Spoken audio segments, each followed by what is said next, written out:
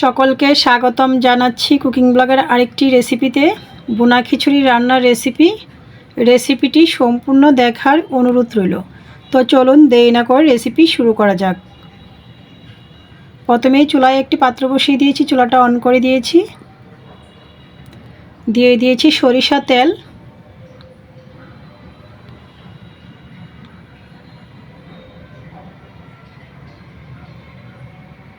তেজপাতা, শুকনো লঙ্কা, এলাচ, দারচিনি নাড়াচাড়া করে নিয়েছি। এরপর যে আমি দিয়ে দিয়েছি কুচি করে রাখা পেঁয়াজ।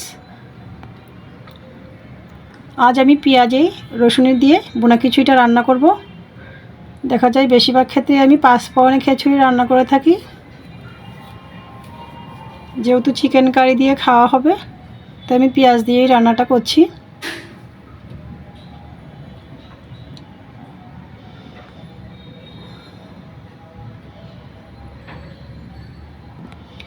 পেঁয়াজটা ব্রাউন কালার হওয়ার পর দিয়ে দিয়েছি রসুন বাটা, আদা বাটা, আবারও নাড়াচাড়া করে নিয়েছি। এরপর যে আমি দিয়ে দিয়েছি পরিমাণ মতো হলুদ গুঁড়া, জিরার গুঁড়া,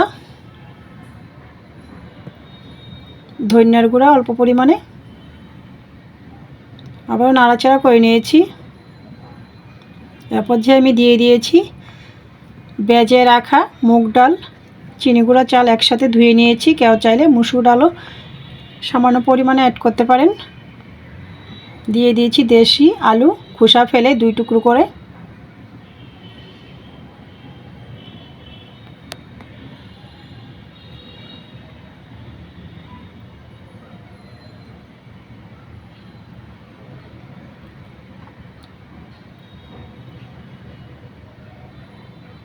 স্বাদ মতো লবণ দিয়েছি, স্বাদ মতো কাঁচা লঙ্কা দিয়েছি।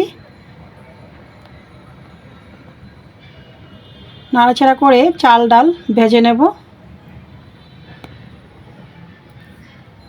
কয়েক মিনিট ভাজার পর আমি দিয়ে দিয়েছি বয়েল করে রাখা জল, আবারও নাড়াচাড়া করে নিয়েছি।